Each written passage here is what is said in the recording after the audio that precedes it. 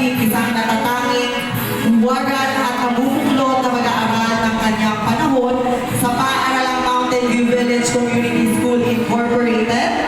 Ipinagkaloob ngayong ika-7 ng Hunyo 2024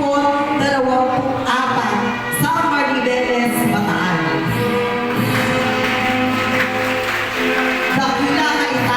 Dakila ka Inay Award, pinagkakaloob kinaginang at Ginoong John Darwin at Ruby Rose Natalia bilang pagkilala at pagdakila sa kanilang pagpupursige, pagpapakasakit at ibayo, pangarap sa katuparan ng kanilang adhikain, mabigyan na ang kanilang supling ng isang maliwanag na landas ng buhay sa pamamagitan ng edukasyon na inialay nila at pinagsikapang maabot para sa kanilang mga anak na siyang pangunahing sandata sa bagong bukas.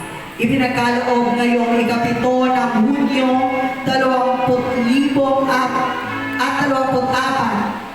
sa Maribeles, Bataan. Ito po ay nilagdaan ng Gobernador ng Lalawigan ng Bataan, Jose Enrique S. Garcia.